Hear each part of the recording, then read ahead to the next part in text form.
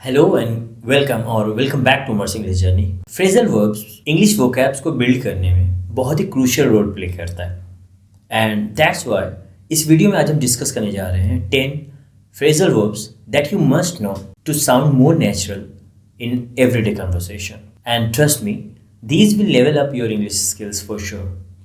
So let's get started. So सबसे पहला है लुक आफ्टर। सो क्या मानिए इसका? To look after someone means to take care of someone, यानी किसी का ख्याल रखना। Like, can you look after my dog while I am on vacation? यानी क्या जब तक मैं वेकेशन पे हूँ या जब तक मैं छुट्टियों में हूँ तो मेरे कुत्ते का ख्याल रख सकते हो। नेक्स्ट है दिस वन, टर्न डाउन। तो टर्न डाउन का क्या माने होता है? इसका दो माने होता है।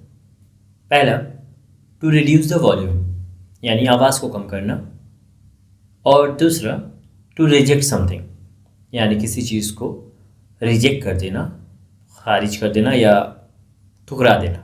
इन दोनों ही की एग्जाम्पल्स देखते हैं हम। Like, can you turn down the music, it's too loud,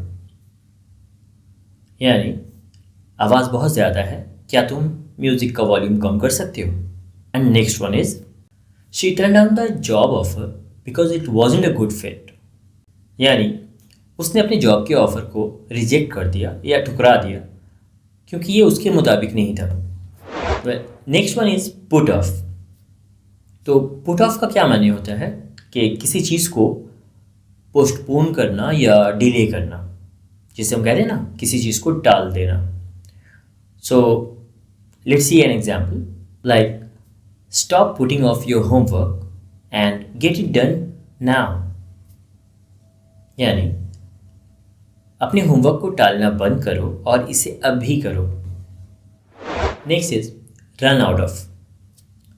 when you run out of something it means you have used it all, यानी आपने सारा खत्म कर दिया या आपने सारा खर्च कर दिया। Like, we run out of milk, can you buy some, यानी दूध खत्म हो चुकी है, क्या तुम खरीद लाओगे। Next one is break down. तो ब्रेक डाउन के दो माने हो सकते हैं। Number one is machine stops working, यानी एक मशीन ख़राब हो सकता है या अपना काम करना बंद कर सकता है। And the second one is someone becoming emotionally upset और सैड, यानी कोई दुखी हो सकता है या अपसेट हो सकता है। Let's see the examples. My car broke down in the highway, मेरी कार हाईवे में ख़राब हो गई। And the second one is she broke down in tears after hearing the bad news, यानी बुरी खबर सुनते ही वो आंसुओं में डूब गई या वो जज्बाती होकर रो दी। नेक्स्ट है कम अक्रॉस। तो कम अक्रॉस का माने क्या होता है?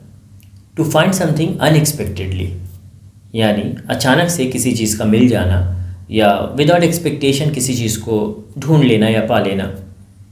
Like, I came across an old photo album while cleaning, यानी सफाई करते वक्त मेरे हाथ तस्वीर की एक पुरानी एल्बम लगी। Next one is very common in English, we use it a lot, like carry on.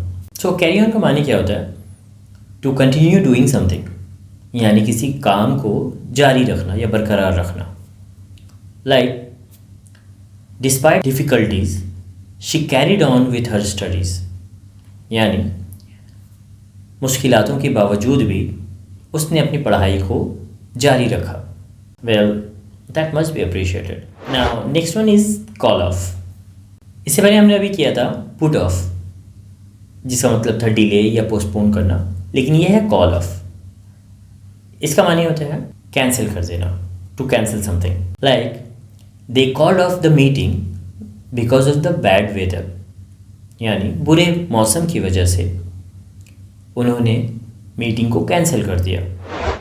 Well, the next one is actually easy but used a lot, setup. So setup का मतलब होता है कुछ ऑर्गेनाइज करना या मैनेज करना या फिर इस्टेब्लिश करना, यानी किसी चीज़ को ऑर्गेनाइज करना या फिर कायम करना। Like we set up the decorations for the party. हमने पार्टी के लिए सारे डेकोरेशंस को ऑर्गेनाइज किया या सजाया। Now the next one and the last one is look forward to. So if you are looking forward to something, it means that you are excited about it. मतलब आप उसको लेकर एक्साइटेड हो, अपने दिलचस्पी को शो कर रहे हो। So let's see an example, I am looking forward to the weekend, यानी मैं अपने हफ्ते की छुट्टियों को लेकर काफ़ी एक्साइटेड हूँ। Awesome job everyone if you are still here.